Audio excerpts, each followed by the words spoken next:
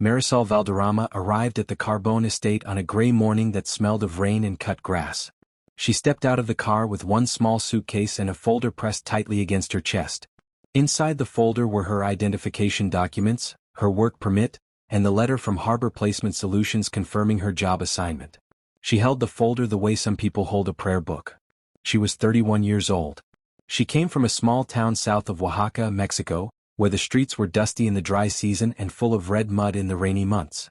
Her mother still lived there in a small house with a tin roof. In that house, her 7-year-old daughter, Sophia, slept in a narrow bed beside her grandmother's. Everything Marisol did now was for Sophia.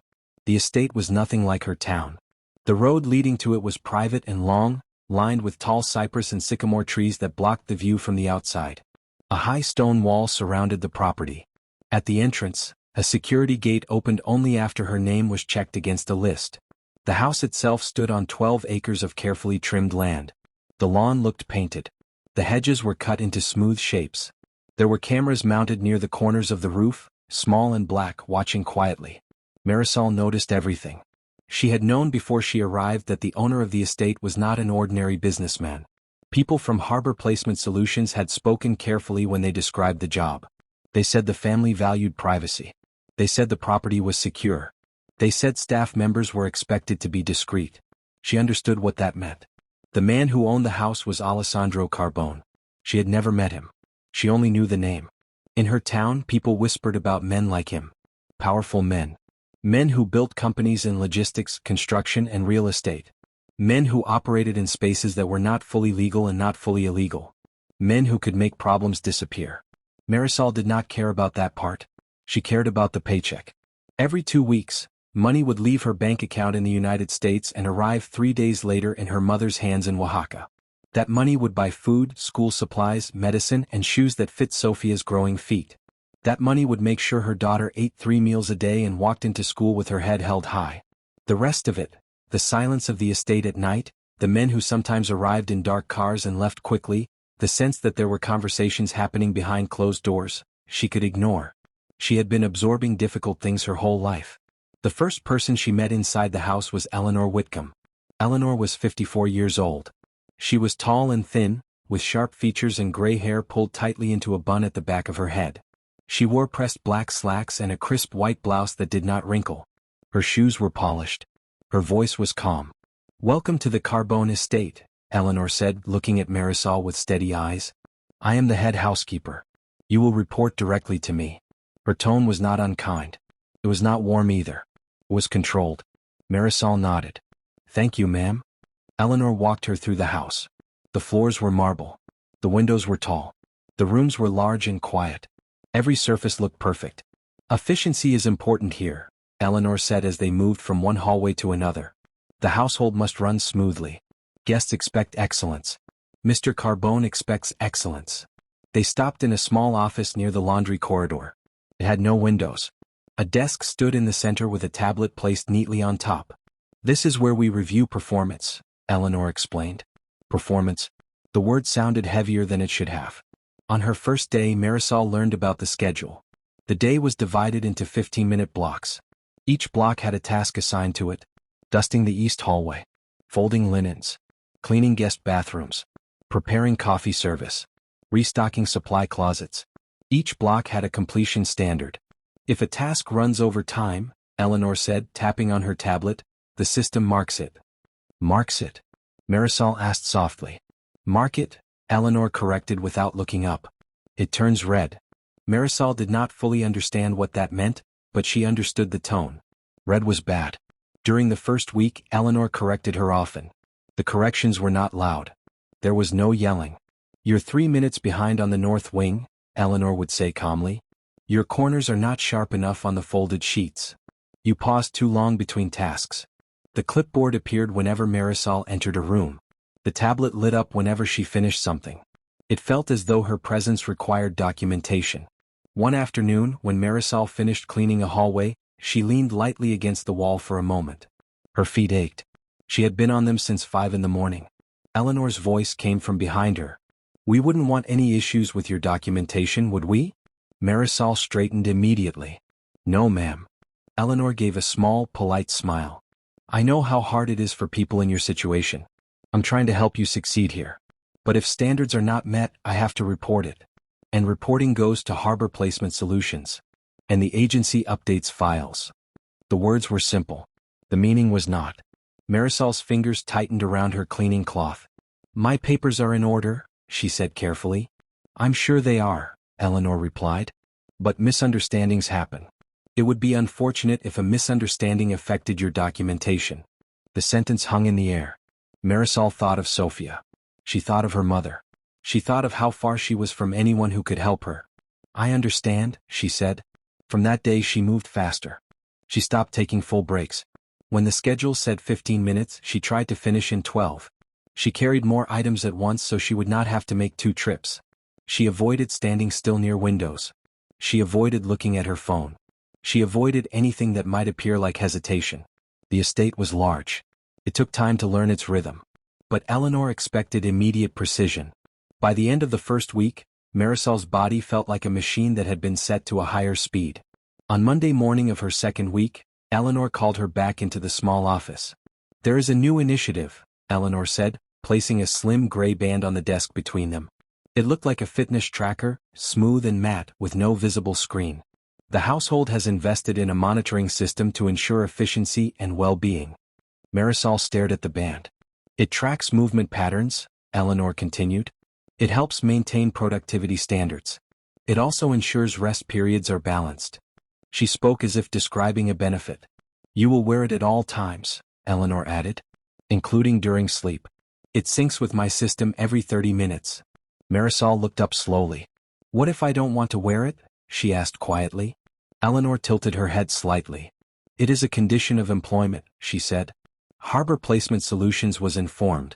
If you are uncomfortable, I can arrange your departure by the end of the week. Of course, the agency would need to update your file. The room felt smaller. Marisol thought of Oaxaca. She thought of Sophia's school uniform hanging on a nail by the door back home. She reached for the band. I'll wear it, she said. Eleanor nodded once, satisfied. Good, she replied. It's simply a wellness tracker. Marisol wore the gray band on her wrist the way she wore everything else in that house. Quietly, carefully, without protest. Eleanor Whitcomb called it a wellness tracker, but nothing about it felt like wellness. It was too smooth, too tight, too silent. It sat against her skin like a promise she did not understand. That first morning, Eleanor guided her through the rules again, speaking in the same calm, professional tone that made everything sound normal. It tracks movement patterns and productivity output, Eleanor said, standing beside her small desk with the tablet in her hands. It helps ensure efficiency. It also monitors rest periods to confirm you are sleeping properly. Marisol nodded even though her stomach tightened. You'll wear it at all times, Eleanor added. If you remove it, it will be logged. If the signal drops, it will be flagged. Marisol looked at the band and then at Eleanor's face. What does it do if it flags something? Marisol asked. Eleanor smiled slightly like the question was innocent. It means I review the data, she replied. And if there is a pattern of non-compliance, I report it. Report it. Marisol did not ask what reporting would affect. She already knew. Eleanor reached toward the band and adjusted it on Marisol's wrist, turning it slightly so the underside rested firmly against her skin. Comfortable? Eleanor asked. Marisol forced a small nod. Yes, ma'am. Good, Eleanor said. You can go. Marisol walked out of the windowless office and into the long laundry corridor. The smell of detergent and fabric softener filled the air. The sounds of the estate were quiet at that hour, only distant footsteps and a faint hum from machines behind closed doors. Her shift started before sunrise. She cleaned bathrooms, polished surfaces, and replaced linens with fast hands and careful eyes. She did not know what the band measured, but she assumed it measured everything. The first day passed without anything happening. The band did not buzz. It did not light up. It did not make a sound. It was simply there, pressing into her wrist. The second day passed the same way. Marisol began to wonder if she had imagined the danger. Maybe it was only a tracker. Maybe it was really about efficiency, the way Eleanor said, the way companies said in training videos. Maybe she was overthinking it. On the third day, nothing happened again. That night, lying in her narrow bed in the staff quarters, Marisol stared at the ceiling.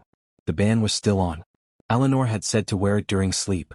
Marisol had followed the instruction. She did not know what would happen if she didn't. Her room was small. A single bed. A simple dresser. A tiny lamp. The window looked out at a row of tall trees, their branches moving slightly in the wind. The estate was so quiet at night that silence felt like a sound. Marisol closed her eyes and tried to rest. Nothing happened. For the first time since arriving, she slept for several hours without waking. On the fourth day the band buzzed. It happened in the upstairs hallway, near a tall window that faced the gardens. Marisol was carrying folded towels and moving quickly toward the linen closet. Her arms were full. Her shoulders ached. Her hands were dry from cleaning chemicals. She stopped for a moment. It was not a break. It was not even a decision.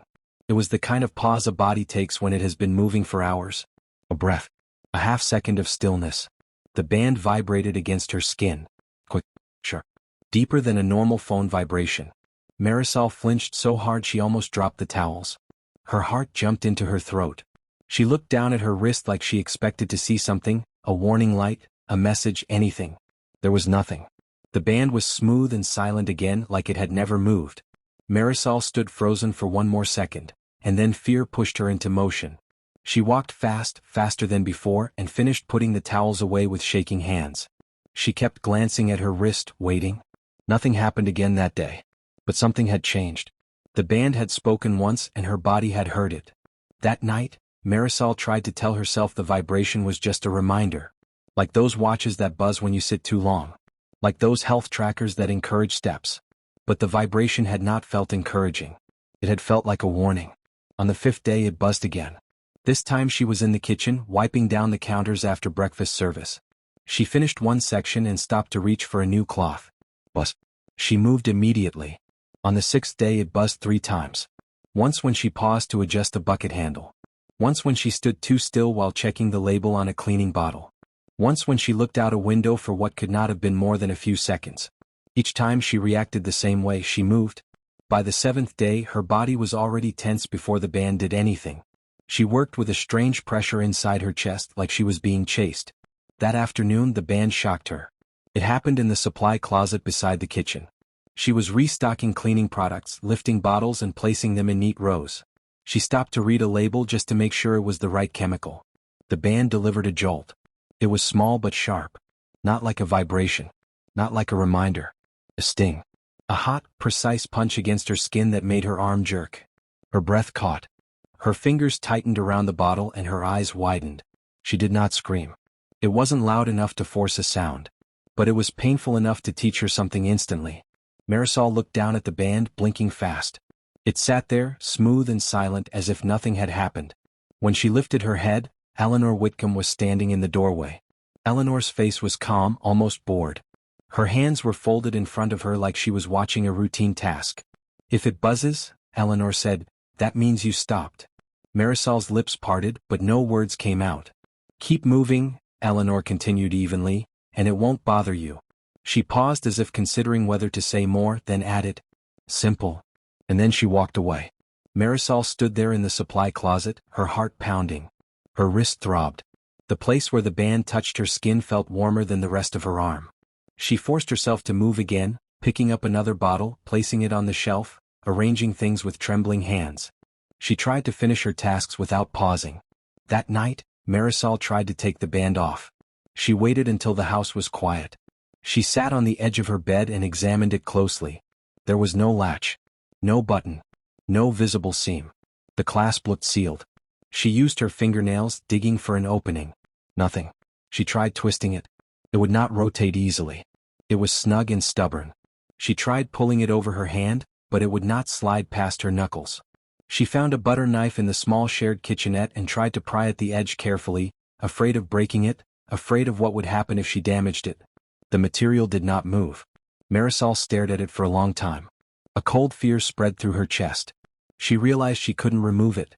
The next morning the skin beneath the band was red. Not bright red. Not bleeding. But irritated, like the band had been pressing too hard. Marisol rubbed the area gently, but the band sat in place, firm. Later that day Eleanor mentioned sleep again. The tracker monitors rest periods, Eleanor said while scrolling through the tablet. It records movement during sleep. If you are restless we can adjust routines. Marisol swallowed. It tracks me at night too? Yes, Eleanor replied. Night mode is active during rest hours. What is night mode? Marisol asked. Eleanor's eyes lifted briefly. It's a sensitivity setting, she said. It detects idleness more quickly. 45 seconds. Marisol didn't fully understand the numbers, but she understood the meaning. Even at night, even in bed, the band would be watching. That evening, Marisol lay down and tried to relax. But her body did not relax. Her wrist felt heavy, like the band had weight beyond its size. Her mind kept counting seconds. 45. 45. 45. She tried to stay still the way people do when they are trying to fall asleep. But stillness no longer felt safe. By the end of the week, her body had learned something new. Movement meant peace. Stillness meant pain. And even when the band was silent, her nerves were not. By the second week with the band on her wrist, Marisol's body had learned new rules. No one had written them down. No one had explained them clearly. But her nerves understood them better than language. Rule 1. Never stop moving. Not for a breath. Not for a stretch. Not even for a single full second if it could be avoided. Movement meant safety. Stillness meant the buzz. Or worse. Rule 2. Never pause at windows. Windows were dangerous. Standing in front of one, even for a moment, counted as idle time.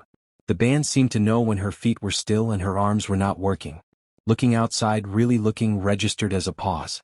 So she stopped looking. Rule 3. Never slow down. The band appeared to measure pace. If she moved too slowly between tasks, it buzzed. If she dropped below some invisible threshold, the vibration came quickly and sharp. If she ignored it, the shock followed. She did not know how the system calculated anything. She only knew what it felt like. So she adapted. She folded sheets while walking from one side of the room to the other. She carried more supplies at once, even if they were heavy. She cleaned baseboards from a low squat that allowed her legs to keep shifting, her feet making tiny movements on the floor. Her body learned to stay in motion even when there was no reason to move. At lunch, there was a designated 30-minute break on the schedule. Eleanor had shown it to her clearly on the tablet. But on the third day of wearing the band, when Marisol sat down in the staff kitchen and remained still for too long, the vibration came. It was soft at first, then stronger. She stood up immediately.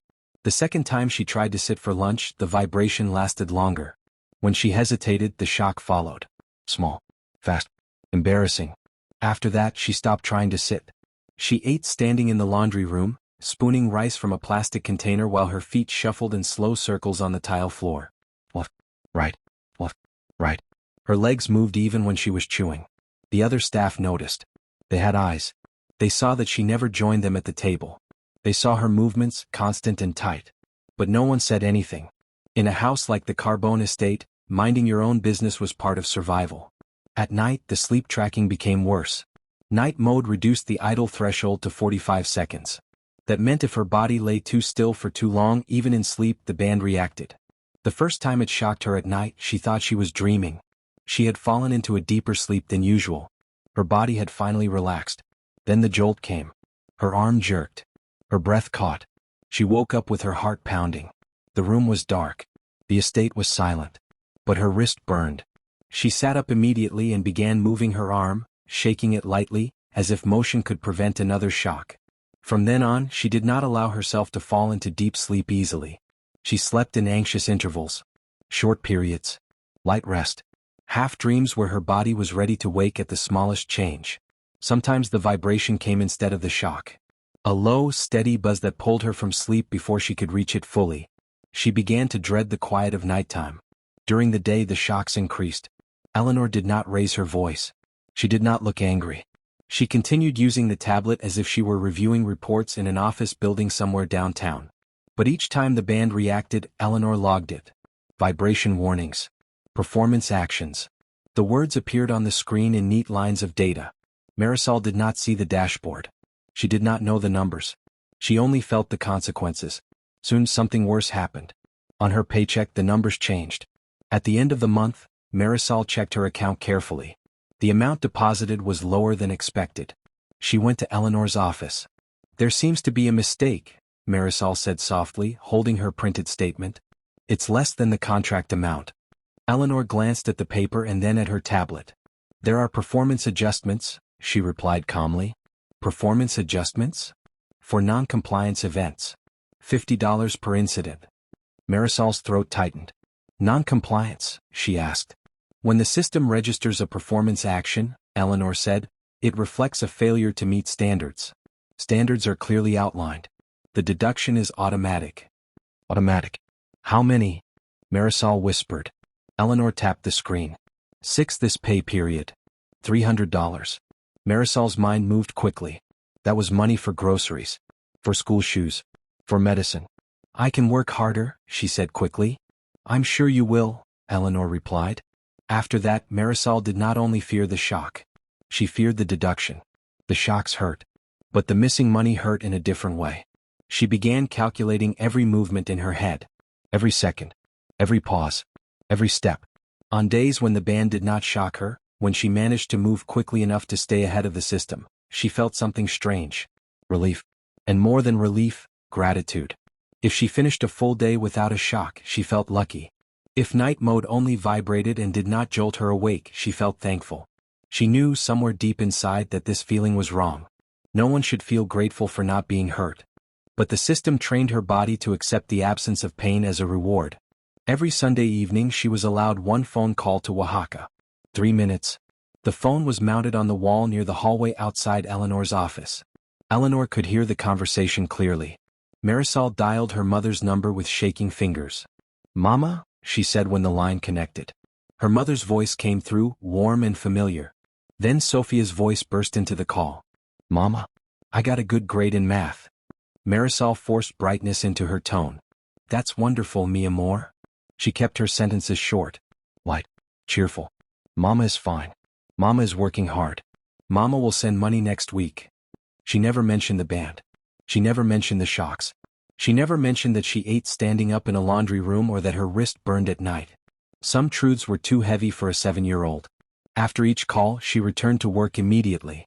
The other staff continued their routines. The cook prepared meals. The groundskeeper trimmed hedges. The part-time cleaner came and went. The estate remained immaculate. Guests arrived sometimes in dark cars. They saw polished floors, shining windows, and staff who moved efficiently. No one saw the small flinch in Marisol's wrist every time it buzzed. No one saw the hydrocortisone cream she bought secretly during a supervised trip to the store. She hid it behind bandages in the downstairs bathroom cabinet. At night, she pushed the band up slightly and applied the cream to the irritated skin beneath. Tiny raised bumps formed where the conductive strips pressed against her flesh. The redness deepened. The skin felt tender. She treated it quietly, carefully. The wage deductions continued. $50. $50. $50. The total grew. Marisol stopped checking her account as often. It hurt too much. One afternoon, as she walked quickly through the east wing hallway, the band buzzed again. She reacted instantly, increasing her pace. As she turned the corner, she nearly collided with a tall figure standing in the doorway. Alessandro Carbone. He had not spoken to her directly before. He stepped aside calmly. She lowered her eyes and moved past him quickly. But for a brief moment she felt his gaze follow her. Not angry. Not casual. Observing. Marisol did not look back. She only moved faster. And somewhere behind her, in the quiet space of that wide hallway, Alessandro began to notice that something was not right. Alessandro Carbone was not a loud man. He did not shout across rooms. He did not slam doors. He did not need to. His presence filled a space without effort. When he entered a room, conversations shifted even if he said nothing. For weeks he had barely noticed the new housemaid. Staff changed from time to time. That was normal. He did not interfere with household management. That was Eleanor Whitcomb's responsibility. But slowly something began to bother him. It started with movement. Marisol moved through the house as if something was chasing her. Not in a dramatic way. Not running. But there was a constant urgency in her steps that did not match the pace of the house. The Carbone estate was quiet. Controlled. Expensive properties were always quiet in that particular way. Time moved smoothly there. Marisol did not. She turned corners too fast. She carried stacks of linens that were clearly too heavy for her frame instead of making 2 trips. She shifted from one foot to the other even when she was standing still. Alessandro noticed because he noticed everything. One evening he chose to eat in the kitchen instead of the formal dining room. He sometimes preferred the smaller space. It felt less empty. Marisol was clearing dishes from the counter. As she reached for a glass, her sleeve pulled back slightly. Alessandro saw the skin beneath the gray band. It was red. Not a light redness from pressure. A deeper irritation with a darker line where the band pressed into her wrist. She saw his eyes move. In one quick motion she pulled her sleeve down. "It's nothing, sir," she said immediately. "I didn't say anything," he replied calmly. "It's a wellness tracker," she continued too quickly. "It helps with scheduling." Her voice sounded practiced, like she had repeated that explanation many times. "Does it hurt your skin?" he asked. "No, sir." "You're sure?" "I'm sure, sir." She smiled. The smile did not reach her eyes. She left the room quickly, her steps almost too fast for the size of the space. Alessandro watched her go. The next afternoon he heard a faint sound in the hallway outside his study. Buzz. It was soft. Almost like a phone vibrating in someone's pocket. He stepped into the corridor. Marisol had been standing near a tall window that faced the gardens. In the half-second it took him to appear, she was already moving.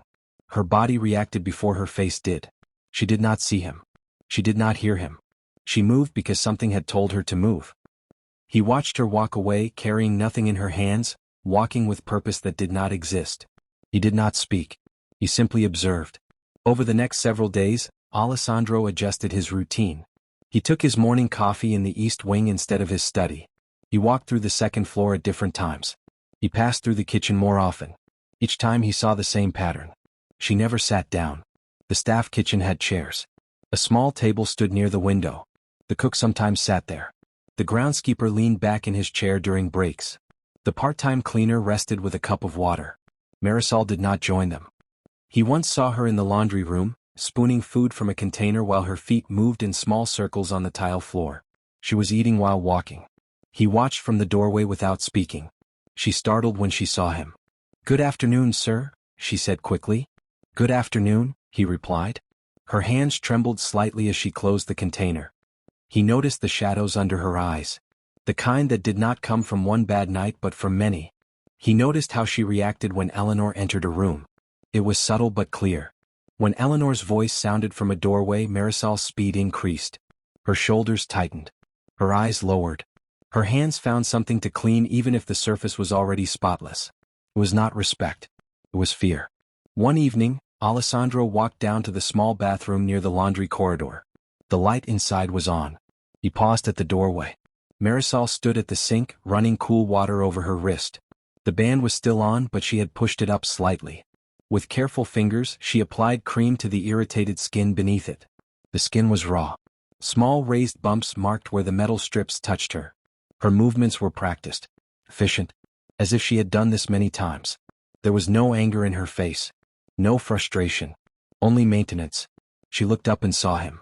In an instant, she pulled the band back into place and slipped the small tube of cream into her apron pocket. "Sorry, sir," she said quickly. "I'll go back to work." "When was your last day off?" he asked. She blinked. "I have rest periods, sir. The schedule is very fair." "That's not what I asked." "I'm fine, sir." She left the bathroom quickly. Alessandro stepped inside. On the edge of the sink, there was a faint smear of white cream. A folded hand towel lay beside it, soft from repeated use. He opened the medicine cabinet. Behind a box of bandages, he found a nearly empty tube of hydrocortisone cream. Next to it were gauze pads and medical tape. A private stash. She had been treating herself quietly. Alessandro closed the cabinet slowly. Back in his study, he thought about the pay records. He reviewed household payroll on occasion. He did not micromanage, but he understood numbers well. He remembered seeing small adjustments on Marisol's deposits. Performance adjustments. He opened the financial file and calculated. $50 per incident. The deductions had added up. Over $3,000 in several months. He leaned back in his chair. A woman under his roof had been shocked, had treated burns in secret, and had her wages reduced. Without him noticing. He picked up his phone and dialed a number. "Nathaniel," he said when the line connected. Nathaniel Brooks was his most trusted associate. Calm. Precise. Efficient. "I need information," Alessandro continued. "The monitoring system Eleanor runs for the staff. I want to know exactly what it tracks, where the data goes, and who authorized it." There was a pause on the other end. "Understood," Nathaniel replied. "I'll have it for you. Tonight," Alessandro added. "Yes."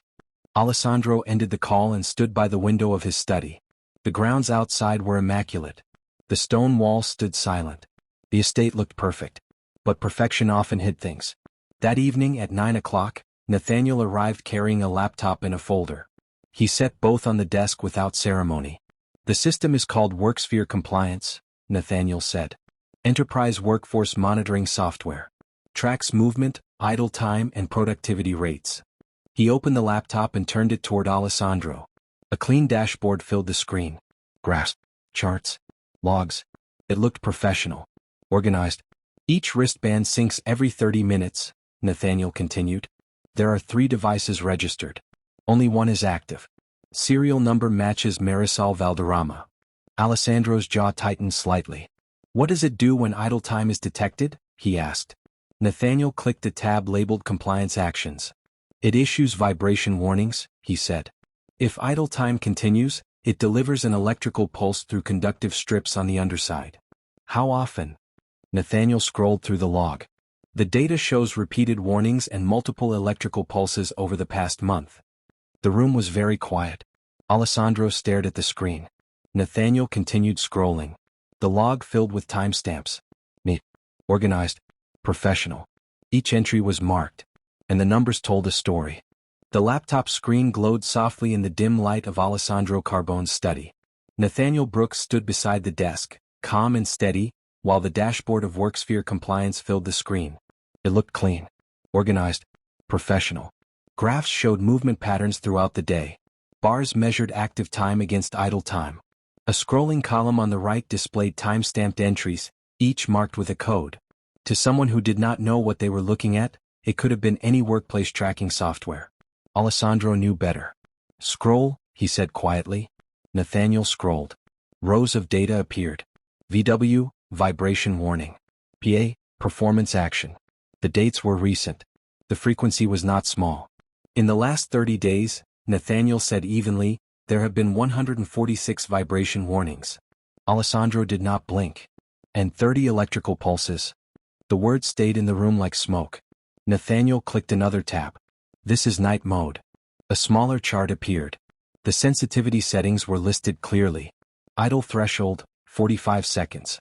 It increases monitoring sensitivity during designated rest hours, Nathaniel explained.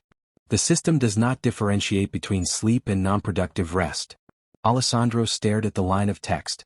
She was being shocked in her sleep, he said. Nathaniel did not answer immediately. The data clusters show most electrical pulses occurring between 9 p.m. and midnight, he said finally. Alessandro leaned back in his chair slowly. 30 shocks. 146 warnings. Logged as compliance metrics. Is the product legal? Alessandro asked. Nathaniel nodded once. It operates in a gray area. The company behind WorkSphere has faced multiple lawsuits. 3 class action claims regarding labor abuse. They rebranded twice. 2 state labor boards banned the product for certain sectors. Several human rights groups flagged it as coercive. And yet it's still sold. Yes. Nathaniel opened the folder he had brought. I also verified Marisol's immigration status, he continued. Her work permit is legitimate. Current. There are no irregularities. Alessandro's eyes hardened. She was told there were issues, he said. There are none. Nathaniel slid another document across the desk. The agency that placed her here, Harbor Placement Solutions, is not registered as a legitimate staffing firm. It is a shell entity. Formed 18 months ago. Registered under Eleanor Whitcomb's name. Alessandro's silence deepened. She created it herself? He asked. Yes. Nathaniel flipped another page. There are records of at least 3 prior placements. All immigrant women. All resigned within 2 months. Alessandro exhaled slowly. She targeted them, he said. Yes. Nathaniel tapped the payroll records displayed on the laptop. Wage deductions are logged under performance adjustments. $50 per performance action. He did a quick calculation. Over the last 5 months, the total deductions amount to $3,150. Alessandro stood up from his chair and walked toward the window. The estate grounds lay dark outside. The lawn looked peaceful. The stone wall stood tall and silent. Under that roof, a woman had been shocked 30 times. Under that roof, $3,150 had been taken from her. Under that roof, fear had been used as leverage. Alessandro thought about control. Not loud violence. Not physical force. Something quieter. The system. You don't touch civilians, he said softly, almost to himself. Nathaniel did not respond. He understood that tone. What do you want to do? Nathaniel asked after a moment. Alessandro turned from the window. Delete nothing, he said. Copy everything. Nathaniel nodded. I want the full data log preserved, Alessandro continued. Every timestamp. Every entry. I want documentation of the shell agency. I want payroll breakdowns. You'll have them. And the 3 former employees. I'll locate them. Alessandro walked back to his desk. She will return every dollar, he said. From her own account. Nathaniel inclined his head slightly. And the system? He asked. It ends, Alessandro replied. There was no anger in his voice. Just decision. Nathaniel closed the laptop carefully. I'll prepare everything, he said. When he left the study, the room felt different. Alessandro did not sit again. He remained standing by the desk, staring at the empty screen. 146 warnings. 30 shocks. $3,150. He checked the time. 4:12 a.m. He did not sleep. At 4:45 a.m. he walked down the main staircase and into the kitchen. The house was still dark outside. The first light of dawn had not yet reached the windows. Marisol was already there. Of course she was. Her shift began before sunrise. She stood at the counter preparing coffee service. Grind. Measure. Pour. Arrange. Her movements were quick and precise. Almost mechanical. The gray band sat against her wrist. Alessandro took a seat at the kitchen island. The sound of the stool scraping against the floor made her jump. Good morning, sir, she said quickly. Good morning, he replied. She did not stop moving. He watched her hands. He watched her shoulders. He watched the way her eyes flicked toward her wrist every few seconds. He said nothing at first. The silence stretched. She wiped the counter that was already clean. He saw it then, the faint tremor in her fingers. Marisol, he said finally. Yes, sir. I'd like to ask you something. She kept moving. Yes, sir. I want you to answer honestly. Her jaw tightened slightly. The band buzzed. It was faint but clear in the quiet kitchen. She increased her pace automatically. Does that band on your wrist hurt you? He asked. Her hands paused for half a second. The band buzzed again. She resumed wiping. It's a wellness tracker, sir, she said softly. I know what it's called, he replied. His voice was calm. What does it do? It helps me stay on schedule. He did not look away from her. Does it shock you? The room went very still. Marisol's breathing changed. Her shoulders rose slightly, then lowered. The band buzzed once more. She did not answer. Marisol, Alessandro said quietly. Does it deliver electric shocks? Her eyes dropped to the counter. A tear fell onto the surface. She wiped it immediately as if it were something that did not belong there. Sir, please, she whispered. I need this job. I'm not asking about your job, he said. I have a daughter. I know. If there are issues, if someone reports something. Your papers are valid, he said firmly. I verified them. Her hands froze. Actually froze. The band buzzed. She did not move. It buzzed again. She still did not move. My papers are real, she whispered. Yes. The silence that followed was heavy. The band vibrated harder. Her body trembled. She did not move. Does it shock you?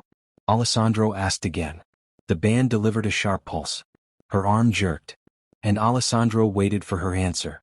Does it shock you? The question hung in the kitchen. Marisol's first instinct was to deny it. No, sir, she said quickly, her voice tight.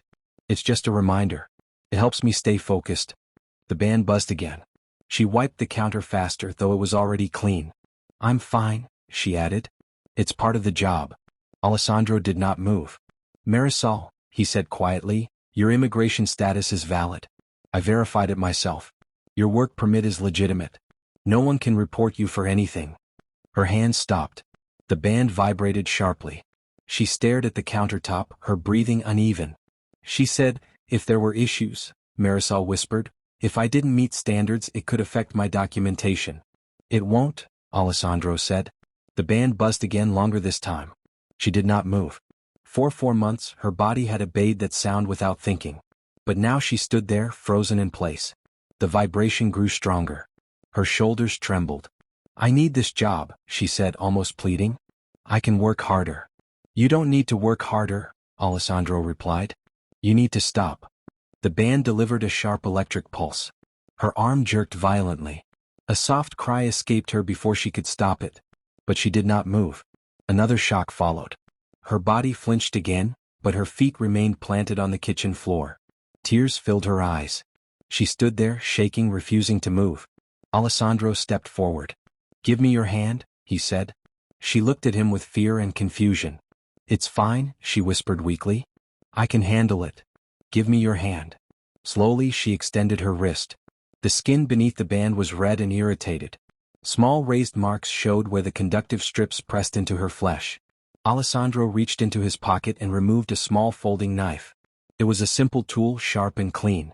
He slid the blade carefully under the band. Marisol's breath caught. With one steady motion he cut through the gray strap. The band fell onto the counter with a light plastic sound. Silence filled the room. Marisol stared at her bare wrist.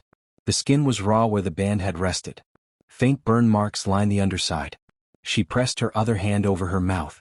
Then she began to cry. Not quietly. Not politely. The sound came from deep inside her, shaking her shoulders, bending her forward. Alessandro stood beside her without touching her. He let her cry. After several minutes, her breathing slowed. "You're going to take today off," he said calmly. "You're going to eat. You're going to sleep. And you're not wearing that again." Her eyes were red. "But I will handle the rest." She nodded slowly. Alessandro picked up the cut band and set it aside. Then he left the kitchen. He did not call Eleanor to his study. He went to her. She was seated behind her desk in the small office near the laundry corridor. The tablet rested in front of her. She looked up as he entered. "Good morning, Mr. Carbone," she said evenly. "I noticed an anomaly with one of the monitoring devices." "Sit," Alessandro said. She was already sitting, but she straightened. "I removed the band from Marisol's wrist," he said. "I cut it off." Eleanor's expression remained controlled. "May I ask why?" "Because it was shocking her. It provides haptic feedback." It was shocking her. His voice did not rise. It lowered. "There have been 30 electrical pulses in the last month," he continued. 146 vibration warnings. Many during designated rest hours. Eleanor's fingers pressed lightly against the desk. "The system is designed to optimize productivity," she said. "Some employees require structured guidance. You docked her pay $50 for every performance action. It's a performance adjustment. You took $3,150 from her wages. She was underperforming. You created a shell agency called Harbor Placement Solutions." Eleanor's jaw tightened. "I had your records reviewed," Alessandro said. "You recruited immigrant women. You controlled their housing, schedules, and income."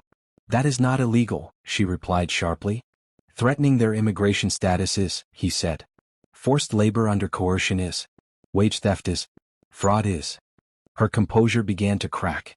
"She could have said something," Eleanor insisted. "If she was unhappy." "You made sure she couldn't," Alessandro said. "You used fear as leverage." Silence settled between them. "Jimena Salgado," he continued. "Renata Toledo. Lucia Navarro. They worked here before Marisol. They left under similar conditions." Eleanor's face lost color. "They were not suited for the standards here," she said weakly. "You selected them because they were vulnerable." She stood up suddenly.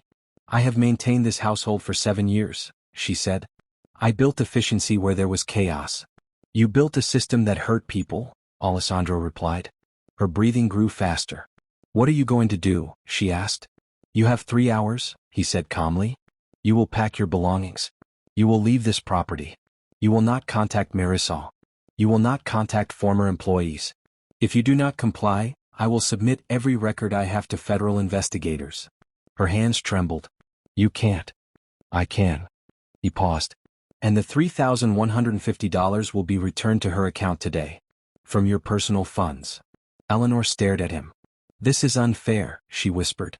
He held her gaze. 3 hours. He turned and left the office. At 10:17 a.m., Eleanor Whitcomb walked out of the Carbone estate carrying a single bag. Nathaniel stood near the entrance, silent and watchful.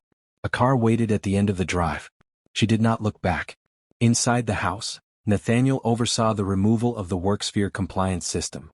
The account was accessed one final time. All data was copied and secured. Then the live monitoring dashboard was deleted.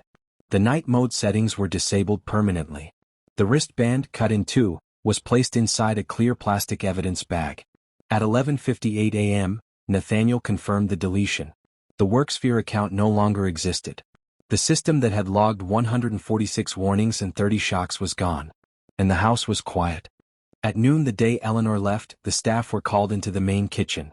There were 5 of them: Marisol, Mateo the cook, the groundskeeper, the part-time cleaner, and one house assistant who worked evenings. They stood quietly near the long counter, unsure of what was happening. Alessandro Carbone stood at the head of the kitchen island. His voice was calm.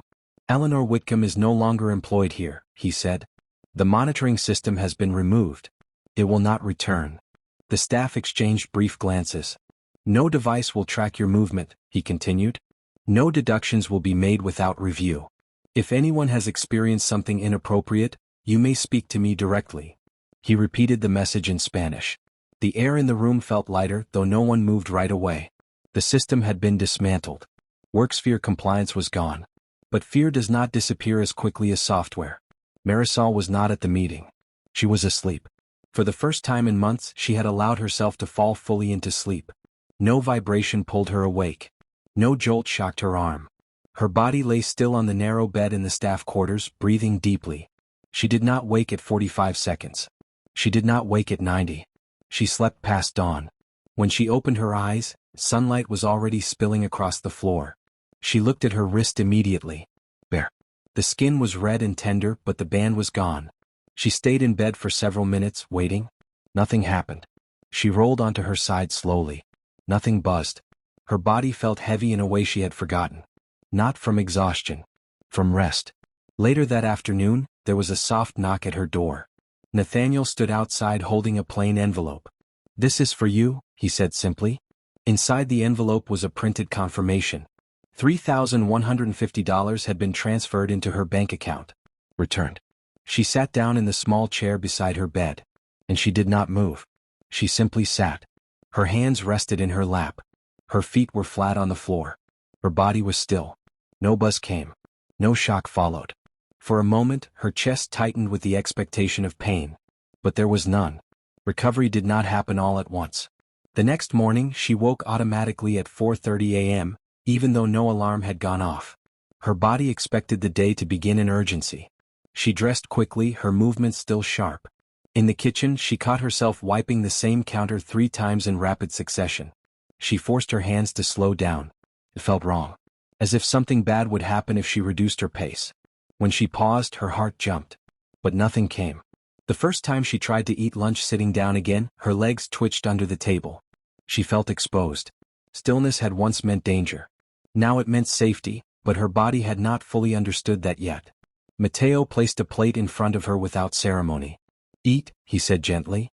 She hesitated. Then she stayed in the chair. Her fingers tightened around the fork. She took a bite. Her legs wanted to move. She pressed her feet flat against the floor. Nothing buzzed. She swallowed slowly. Across the table, the groundskeeper made a quiet joke about the weather. The part-time cleaner laughed. The sound startled Marisol.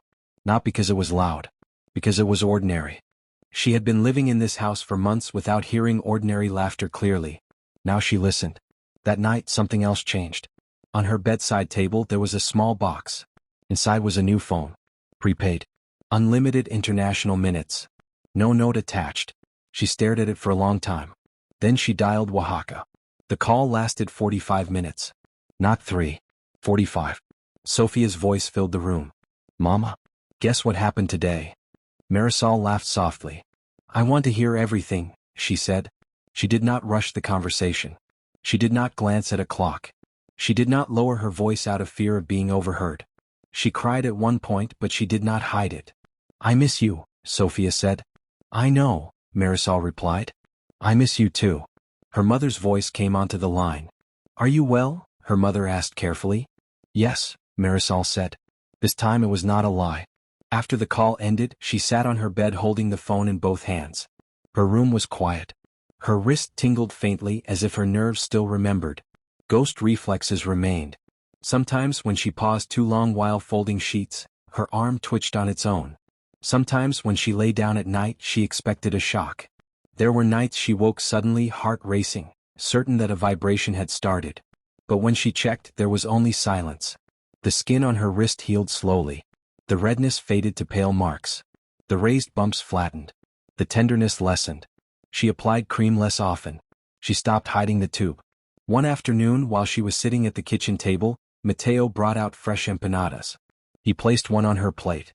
"Grandmother's recipe," he said proudly. She smiled. "It smells like home," she replied. She ate it sitting down. Slowly. The pastry was warm and crisp.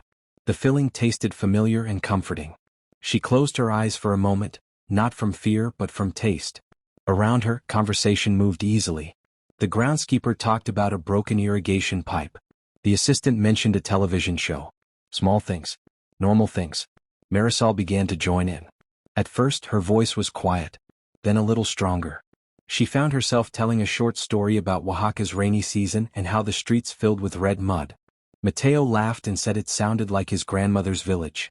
The chair beneath her felt steady. The floor did not demand movement. The air did not threaten. Days passed. She took breaks in the garden sometimes, sitting on a stone bench and watching the sunlight move across the grass. At first she kept her hands ready to move. Then she let them rest. Her body was learning again. Learning that stillness did not equal punishment. Learning that rest did not mean loss. Learning that the absence of pain was not a trap.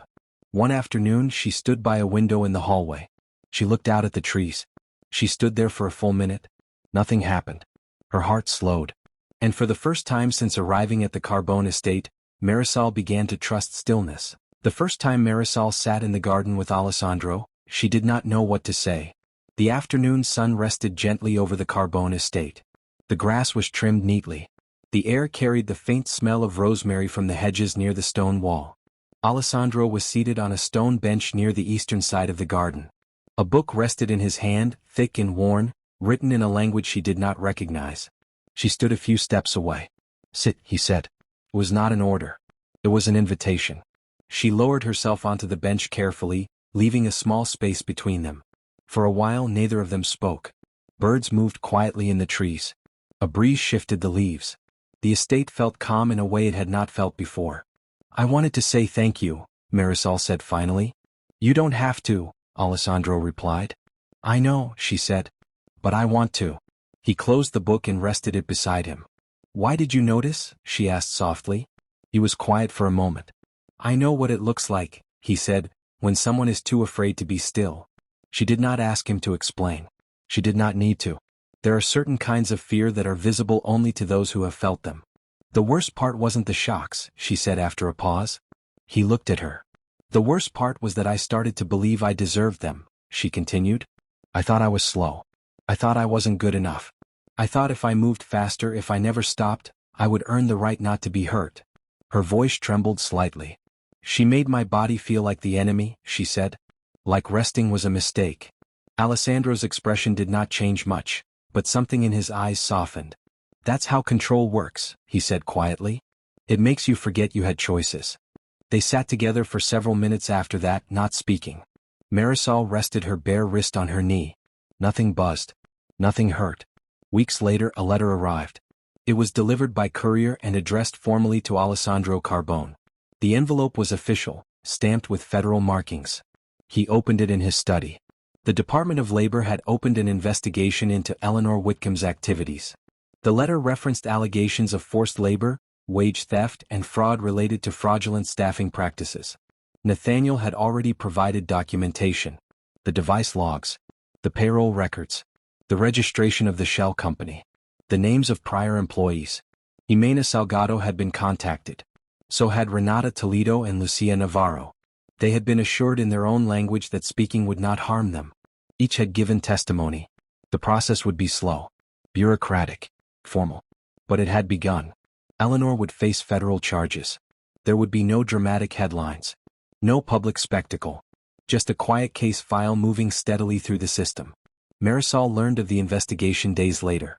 She did not react with anger. She reacted with a long, steady breath. It felt like something closing. Alessandro had made it clear that she was free to leave the estate whenever she wished. He had offered assistance with relocation, housing, and employment elsewhere. She considered it. But in the end she chose to stay. Not because she had nowhere else to go. Because the house felt different now. The air no longer carried pressure.